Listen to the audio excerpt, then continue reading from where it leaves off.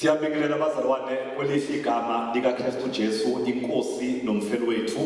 You should be watching le ntshumayelo ngesonto mhla 28 kuDisemba 2025. Ngiyathemba ukuthi ube noKhisimusi omuhle nomndeni wakho nokuthi you are enjoying amaholidi kulesikhathi esikusona. Namhlanje I want to invite you ukuthi uqoqe umndeni wakho for le ntshumayelo nje emfishane.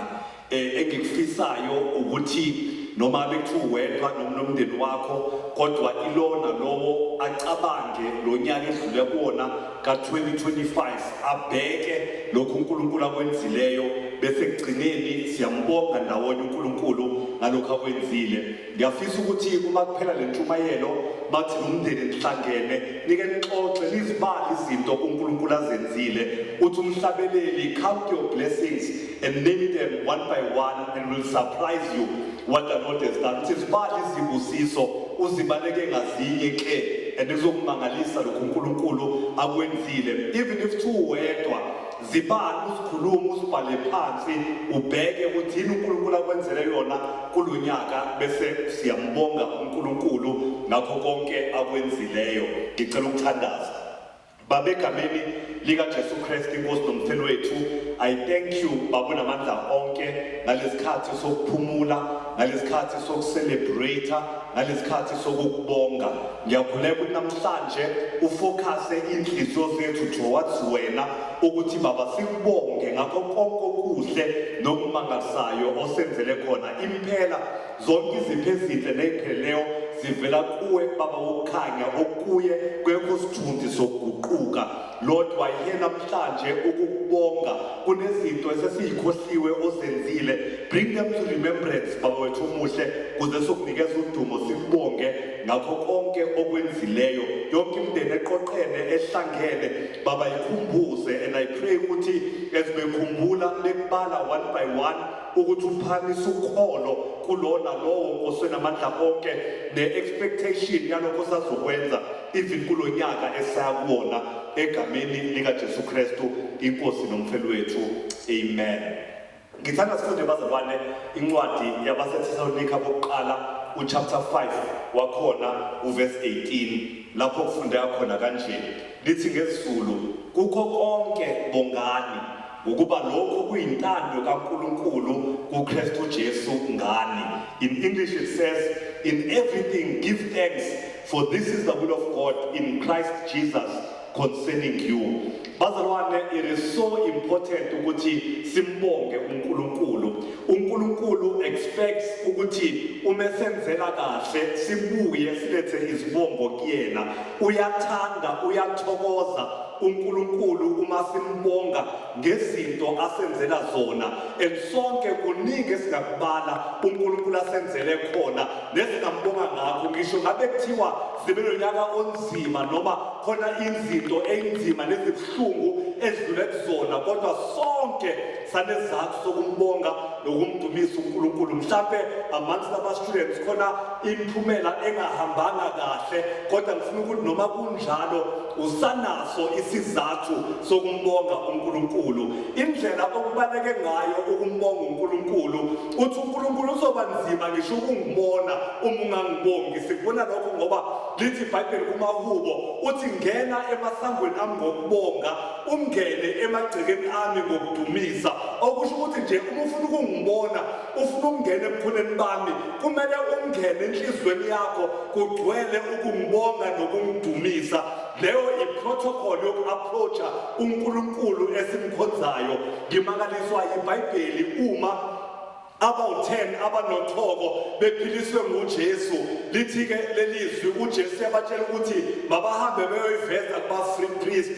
Kanti behambe endleleni bathola ukuthi hayibo nakho sebephilisiwe bese yedwa wabo ebuyele enkosini uJesu ukuzobonga ngokuphiliswa kwakhe. uJesu yabuza ukuthi akuphiliswanga yini abayishumi bangaphi labanye abawu-9 akufumanisekanga yini omunye kuthi ezobonga ngaphandle kwalo wezizwe. You recognize ukuthi uma uNkulunkulu enza okuthize uyakwazi akwenzayo and akakwenzi haphazardly and ulindele ukube neyibongo ezibuyayo ngalokhu akwenzileyo empilweni zethu. Ngakho kubalulekile bazalwane ukuthi sibe ngabantu ababuyayo njalo kuJesu ukuthi bezobonga ngakho konke asenzele khona. Abaningi bethu bayakwazi ukucela, bayakwazi ukunxusa, kodwa athi mesenzile uNkulunkulu singabe sisabuya ukuzobonga.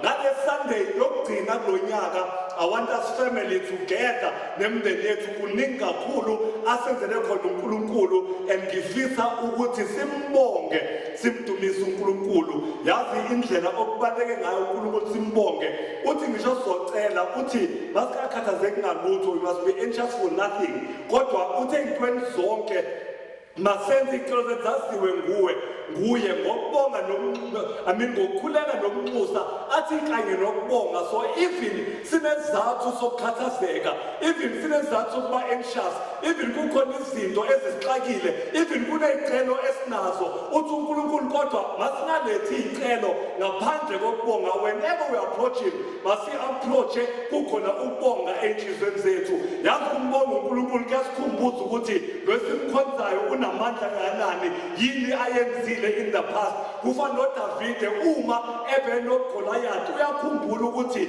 hayibo lo Nkulunkulu engimkhonzayo uke wangikhulula, wangiphulukisa from the claw, from inzipho zebhere, wangiphulukisa from izipho ezesebhubesi. Ngakho noma kunoGoliath phambi kwami kodwa ngamethemba. When we recall what the Lord has done kuvusa ukukholwa phakathi kwethu ngoba we remember ukuthi noma size ney'celo kodwa ubani lo esocela kuyena and yini ayenzile ngaphambili. Ukumbonga uNkulunkulu uphakamisa ifaith phakathi kwethu and nami nawe siyazi ukuthi akumnandi ukwenzela umuntu izinto ezinhle ongabongi. Ngisho ngabe kuthiwa asifuni umncoyo noma ukubongwa, kodwa nje igratitude kumuntu omenzela okuthize nawe iyakugqugquzela ukuthi engathi ungaziwenze nokungaphezulu ngenxa yokubonga atshengisayo.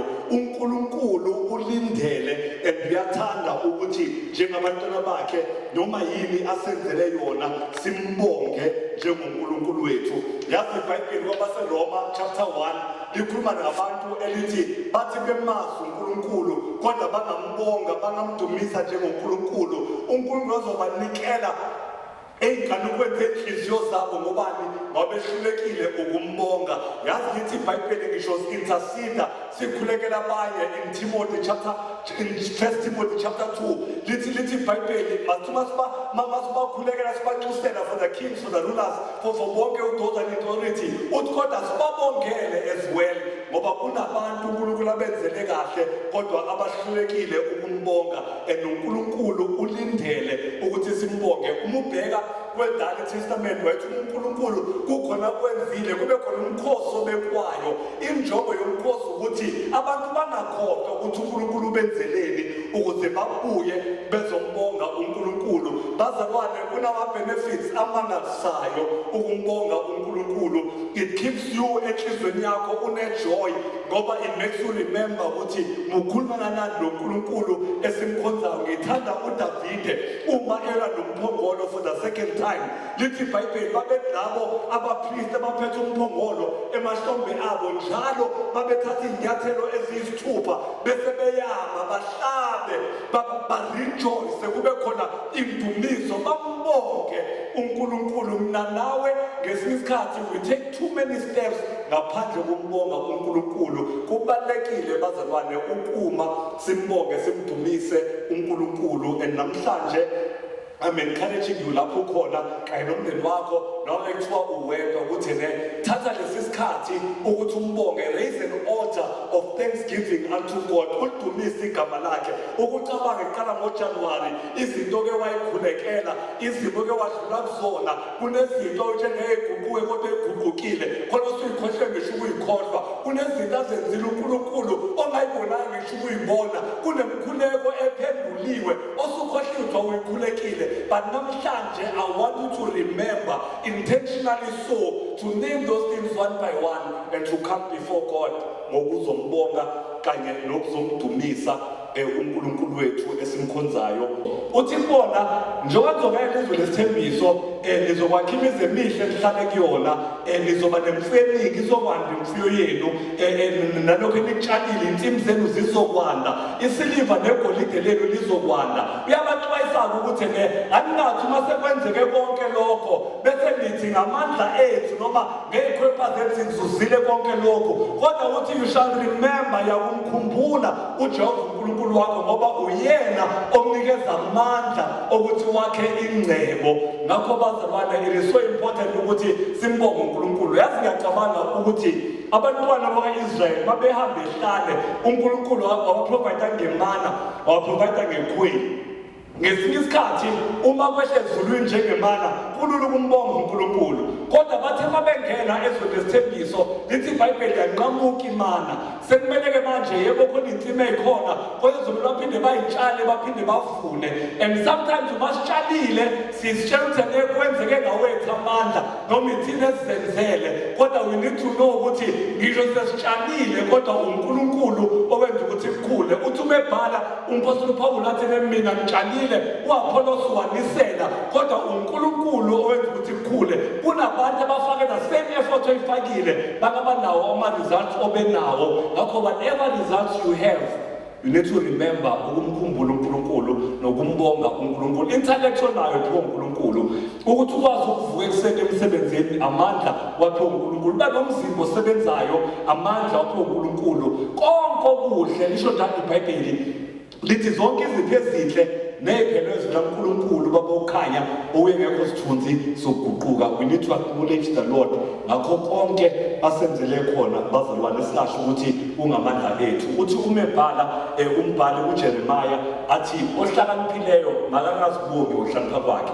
So don't say ngiphasile ngoba ngihlakaniphile noma ngiphumelele ngoba ngihlakaniphile. Lithi onamandla angazibongi ngekhwepha noma ngamandla akhe, nocebileyo onemali eningi angazibongi ngengcebo yakhe. Uthi uma khona ufuna ukuzibonga akazibonga ukuthi uyangazi mina uNkulunkulu, that he knows the Lord uNkulunkulu wakhe. Why ingamele sizibonge nalezi zinto? Uyangichaza uyibeka kahle uMshumayeli kuMshumayeli 9 from verse 11 uthi ingoba the race is not to the swift, okusho ukuthi umjaho awuhlezi uwinwa onejubane. Kenzeka ngesinye isikhathi kuwine i-underdog okade engalindeleke lutho kuyena, kodwa kube yena onqamula imiqala, kube yena owinayo. The battle is not always to the strong, akuhlezi wina onekhwepha. Kenzeka ngesinye isikhathi ukuthi kube uDavide onqoba uGoliath nazo zonke ikhwepha namandla akhe, kodwa kube uDavide onqobayo. Lithi iBhayibheli even riches are not to the brilliant. Ungacabanga ukuthi uma unengcebo noma kunengcebo ezuzile ingoba wena uhlakaniphe kakhulu, kodwa uthi umechaza uMshumayeli le ndaba akhulukude ngokuthi athi time and chance happens to them all. I believe that's one level of understanding, but it's not complete. Paul has the better understanding. When you go to Romans chapter 9 verse 16 wakona uthi it's not of him who wills, akuyi ngalofisayo, and it's not of him who runs, akuyi ngisho ngalo ogijimayo, kodwa it is of God who shows mercy. Konke nakho konke achievile kulonyaka, every protection oyitholile, every blessing oyenjoyile, akusikho ngekhwepha zakho, akusikho ngoba wenze kahle, well it is of God who shows mercy. Namhlanje ngifuna uthathele imzuzu yokuthi ukhumbule umusa kaNkulunkulu. Before we go into prayer, I want you to gather as a family, noma uwedwa, I want you to name these things one by one to recall them. Zonke izinto azenzile uNkulunkulu bese siza kuyena ukuba sizombonga ngakho konke akwenzileyo. As we close the year ka-2025, let's close it in gratitude and in thanksgiving to Almighty God. Baba, siyabonga kakhulu kwelihle igama likaKristu Jesu inkosi nomfelo wethu.